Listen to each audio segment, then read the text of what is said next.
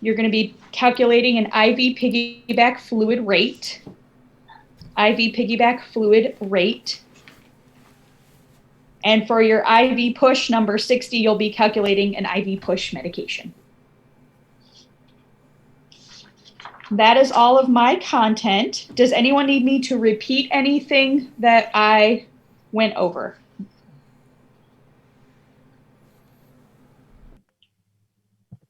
Can you repeat 52? Number 52? Yeah. So that is 52 is IV safety, and that's focused on our short peripheral venous catheters and the safety related to that. So we're focusing on your IV insertion checkoff. We're focusing on when we're putting or inserting IVs at the bedside. Those are our short peripheral catheters and the safety related to that. Can you repeat 54? So 54 is central lines and preventing catheter-related bloodstream infections. And I want you to think big picture on the central line. So when they're getting inserted, when you are monitoring them as a nurse, think about your dressing changes, your hand hygiene, those types of things with the central lines.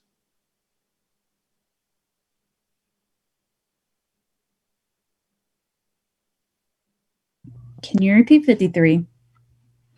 Yes, 53 is safety considerations with medication administration. Those are for just your general IV medications. Can you do 50? Those are your rights. So knowing the rights, the medication rights of IV medications and IV fluids. Could you repeat 48, please?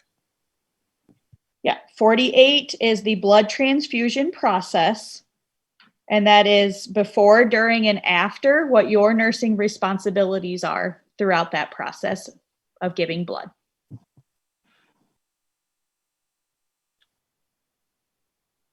Can you repeat 41 and 42? 41 and 42, for dehydration and fluid overload, you need to know the clinical manifestations, interventions, including safety. It's the same for both.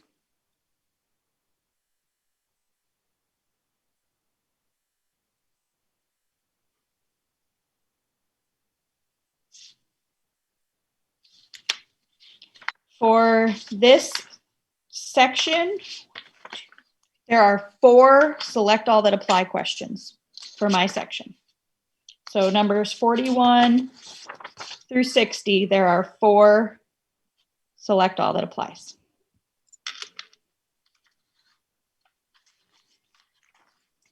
All right, I'm going to pass it over to one of the other instructors. Thank you, everyone. Professor O'Brien, I believe I was going next. Is that accurate? Okay, you guys, so on your blueprint, go to 22. Okay, so we've got a lot of questions on respiratory because our heavy focus for Medsurge is respiratory and cardiac. So for our 22, we're going to focus on procedures. So I'm wanting you to look at thoracentesis and bronchoscopy, know the complications and the nursing interventions for those. Thoracentesis, bronchoscopy, complications and interventions. Number 23 is suctioning. So think of your checkoff, proper technique, what complications can happen, what do you do about them? Okay, so that should be a review with your checkoffs. For trauma, I want you to think of all the things that happen with nasal fractures. I want you to think about your SIM. Okay. Oh, so think about your SIM. And that's trauma number 24. And you guys, I didn't do select all that applies, so I'll send you an announcement with how many select all that applies are in my section. Sorry. All right. So we can do a complete breakdown of all Okay. of that stuff. Yeah. Okay, sure. All right. So now we're on to medications. I want you to think of respiratory medications for asthma, COPD, and TB. So we talked lots and lots and lots about LABAs and SABAs, right? The rescuers versus the controllers. So know those. And then I want you to know for the TB, the side effects of those medicines in relationship to education. And then interventions we do for to ensure the regimen is followed. The medication regimen is followed.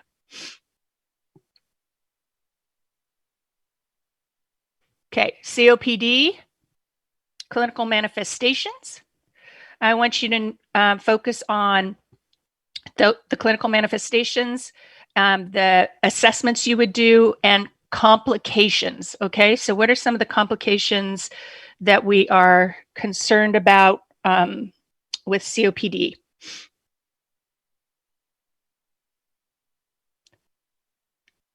TB. I want you guys to be thinking about how complicated the process is for taking medications for TB, how overwhelming it is for the patient, and psychosocial kinds of responses.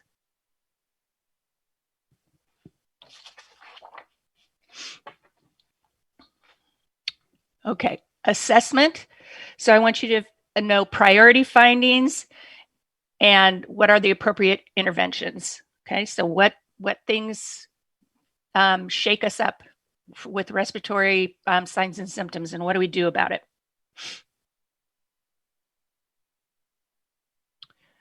For cancer, your focus is the total laryngectomy, focusing on assessment and interventions.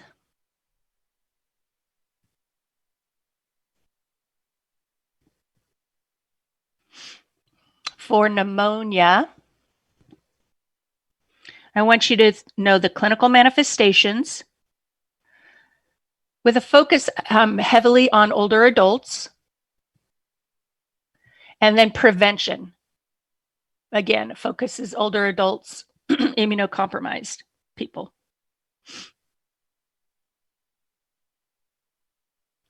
For PE, the assessment, management, education, and then with that nursing assessment, I've been able to identify the clinical manifestations of how's that patient presenting with PE.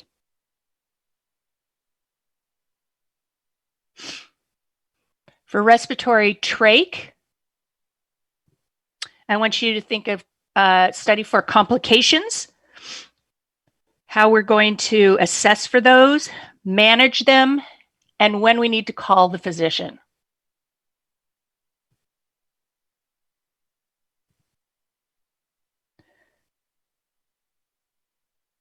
Okay.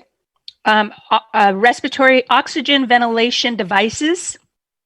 So I want you to know when it's appropriate to use a different device. So nasal cannula versus masks, etc. And I want you to be thinking about the progression of that. So how do we move through those devices as the patients are heading towards respiratory failure?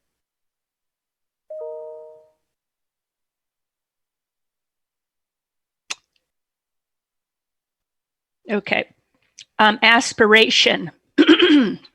I want you to know your nursing assessment, interventions, and what are those complications of aspiration?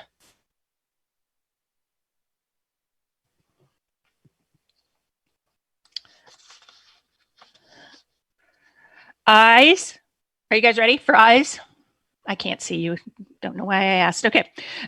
So for eye medication, know your nursing actions specifically for status post-surgical interventions. The focus is cataracts and glaucoma. Okay. And so say it again. So can you repeat that whole one again? You bet. For eye medication, it's medication administration, excuse me, for eyes. Medication administration, our nursing actions. So how do we do it? Focus on cataracts and glaucoma and those patient educational components. Better? Okay. Ears, you ready? I want you focused on Meniere's disease. Okay. What are the clinical manifestations? What are our nursing interventions? What medications might we be using? And of course, our education to the patient in relationship to that. So let me say that again. Ears is Meniere's, clinical manifestations, nursing interventions, the meds we would use, and patient education.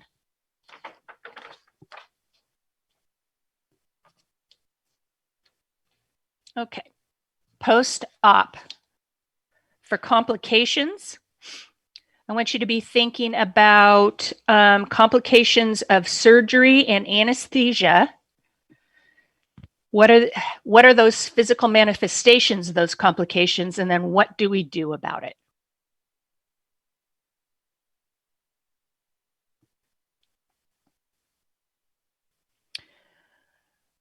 Post-op assessment. What are the priority assessments post-op? And what are our common interventions? And when we're thinking about priority assessments, never mind, strike that. Just priority assessments and our nursing interventions. I have a note written in the wrong spot. Okay. Pain, non-pharmacological. You guys just heard me lecture on this, so my favorites, you know what they are. So you need to know some of the non-pharmacologicals, okay? And then for pain and our opioids, there's two places I want you focused. I want you focused on the medications we use, delivery through a PCA, and the use of the POSS scale, our Pareso scale, on how we assess sedation in those situations. Can you repeat that? You cut out a little. Oh, yeah, sure. For pain, for the opioids, I want you to think of the kinds of medicines we use, the PCA delivery system, and the use of our Pareso scale to assess sedation and actions to take.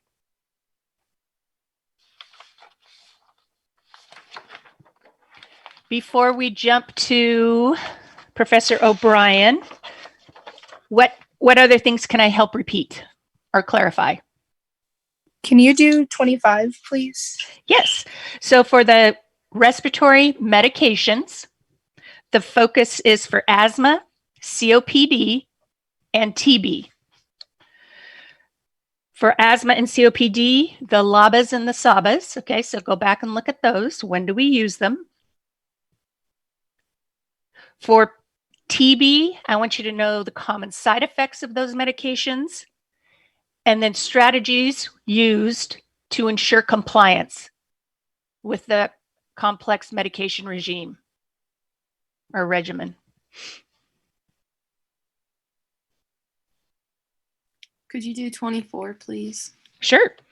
So for our trauma, I want you focused in on what we do in response to like a head trauma, nasal fractures, and I want you to think of your simulation, okay, this year.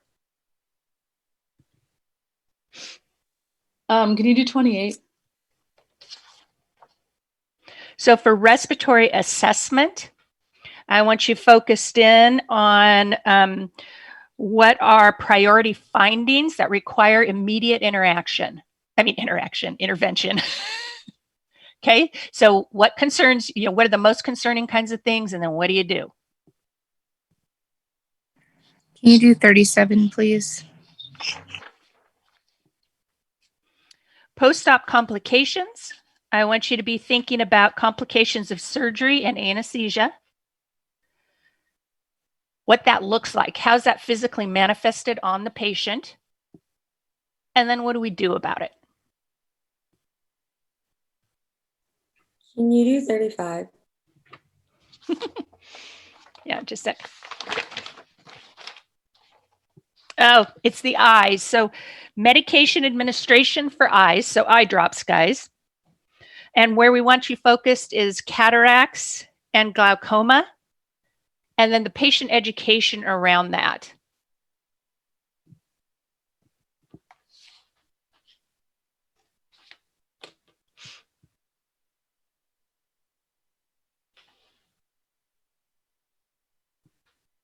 You're welcome.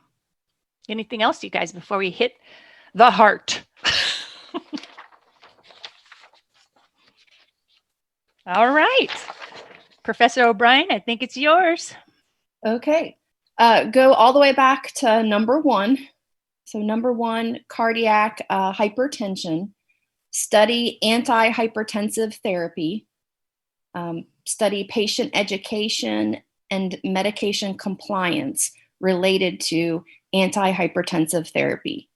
So remember, we talked about how patients may not, feel that they have high blood pressure.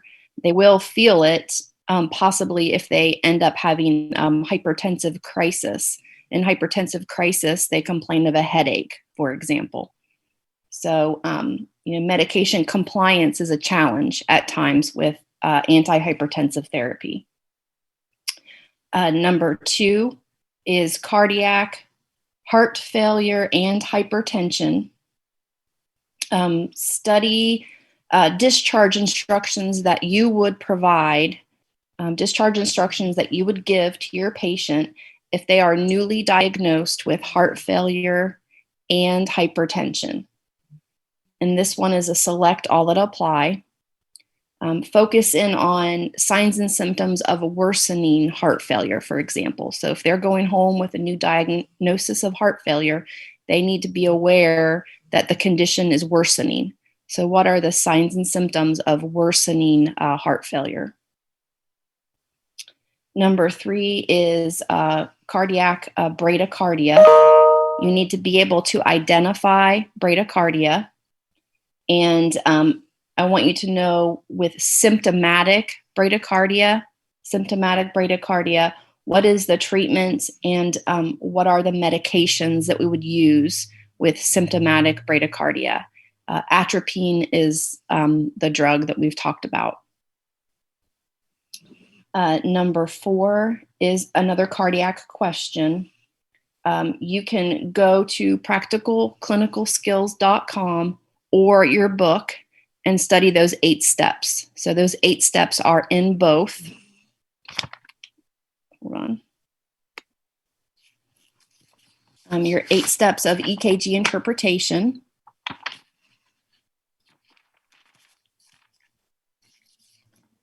And then also with that same question, number 4, with your EKG interpretation, there is a section in your book on depolarization and repolarization. That is on page 669. Depolarization, repolarization, and it identifies all of those on that page. Remember, with our P wave represents atrial depolarization. So if we have an issue with the P wave, then maybe we have AFib in our patient. So take a look at that page. Number 5 is cardiac defibrillation. You need to be able to identify your lethal rhythms. So which rhythms are you going to defibrillate? Which ones require defibrillation?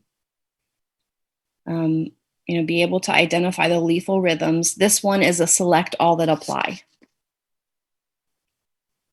Number 6, cardiac. Study the DIG toxicity box. There's a drug alert box on page 700. Digitoxicity drug alert box on page 700. Also, there is a nice piece about hyperkalemia and fluid shifts. Now, this is in your burn chapter.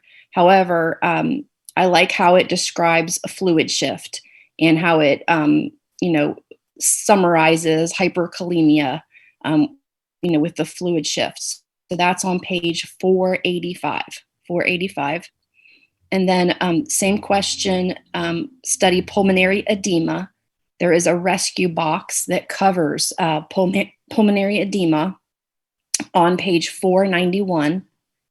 Page 491, rescue box that covers pulmonary edema. It talks about raising the head of the bed and applying oxygen. If your patient is showing signs of pulmonary edema, we want to raise the head of the bed and apply oxygen. Number 7, your cardiac risk factors. So study your risk factors, your modifiable and non-modifiable risk factors for cardiovascular disease. Number 8, cardiac is your unstable angina. Study the signs and symptoms of unstable angina. Number 9 is another EKG interpretation. So once again, go to that same website, look in your book, and or go to the EKG guide that you've been studying from. You need to be able to identify these rhythms. So I have a long list of rhythms that you need to be able to identify. Asystole, atrial fibrillation, normal sinus rhythm, premature atrial complex, or a PAC, premature ventricular complex, or a PVC,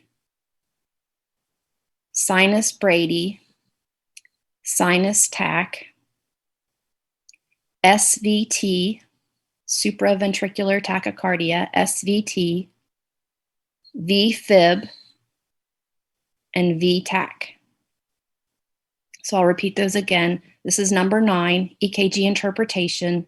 Go to the website, go to your book, go to your EKG guide, be able to identify asystole, atrial fibrillation, normal sinus rhythm, premature atrial complex, or PAC, premature ventricular complex, or PVC, sinus brady, sinus tach, SVT, VFib, VTach. Number 10 is your right-sided heart failure. So study your signs and symptoms of right-sided heart failure, your clinical manifestations of right-sided heart failure. Study your images on Blackboard, the pictures of the people for right-sided heart failure. And I believe that person is a woman. Question number 11, cardiac. This is a triple A question. So abdominal aortic aneurysm. Study your signs and symptoms. Abdominal aortic aneurysm. Study the signs and symptoms.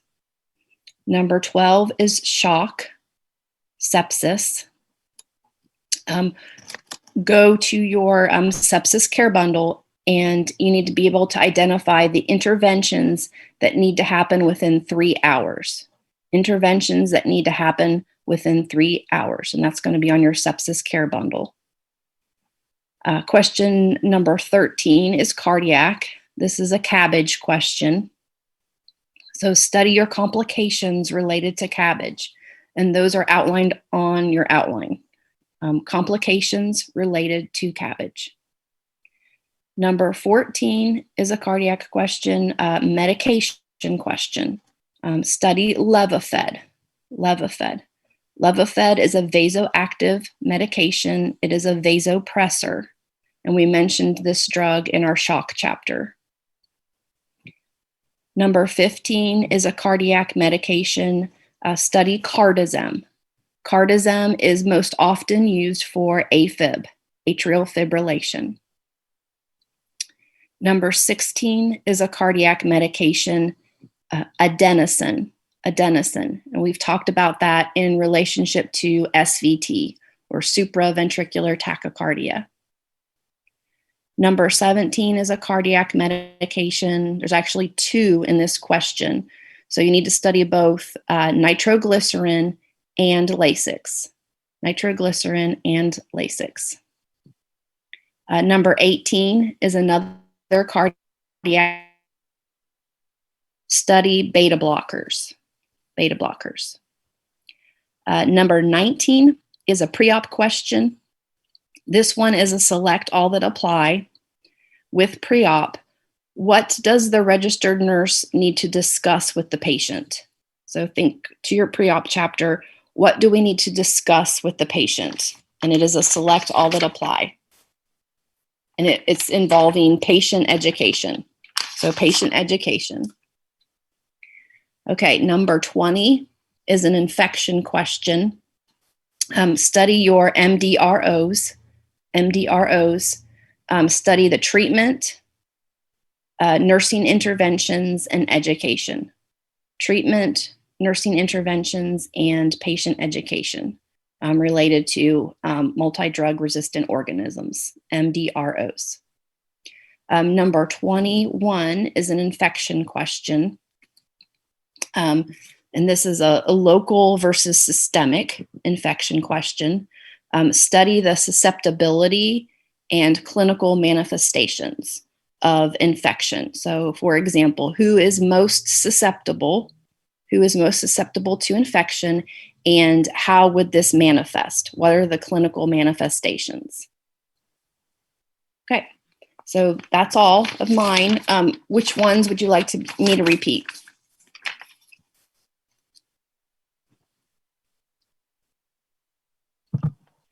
Can you repeat number 5? Yes. Okay, number 5 is a cardiac question, and it has to do with defibrillation. So you need to know, look at your EKG guide and know which cardiac rhythms require defibrillation. So your lethal rhythms, which ones require defibrillation? You need to be able to identify, so you'll have a picture, which ones require defibrillation. And this one is a select all that apply. Select all that apply. Could you do 3 and 6 again, please? Yep.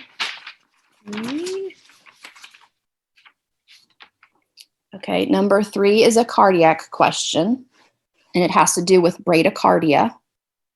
You need to be able to identify bradycardia on a strip, on a rhythm. And then also with symptomatic bradycardia, what I want you to know the treatment and the medications. Treatment for symptomatic bradycardia and the medications.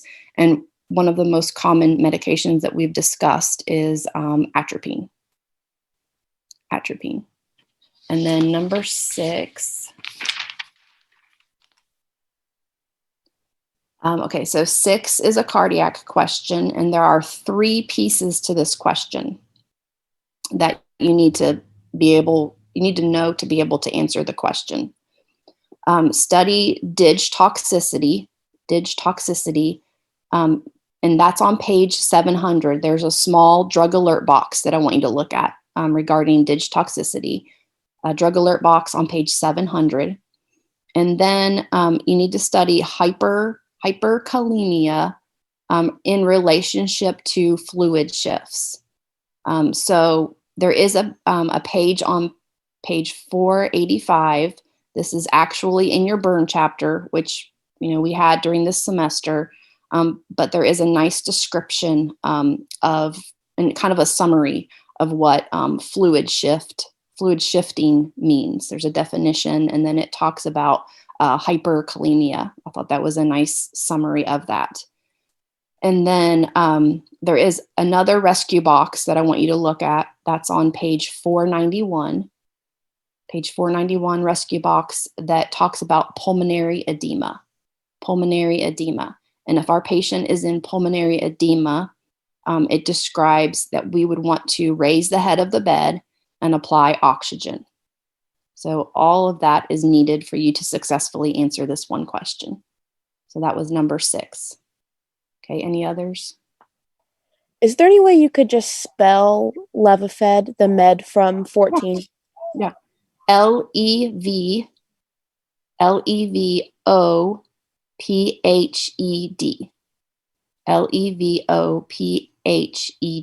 Levophed.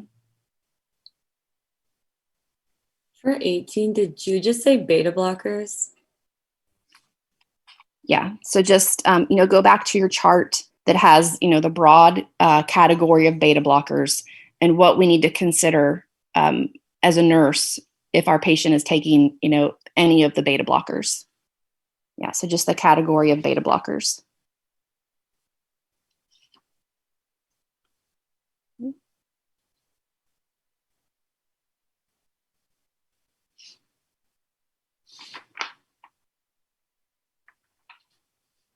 Okay. Anyone else?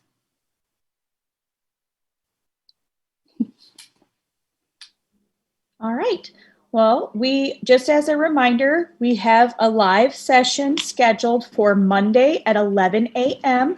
This is a Q&A so that it gives you time to study the material. And if you have any questions, you can bring those questions on Monday, and all of the professors will be present and willing to answer clarifying questions for you. In the meantime, happy studying. Enjoy the snow if you have it.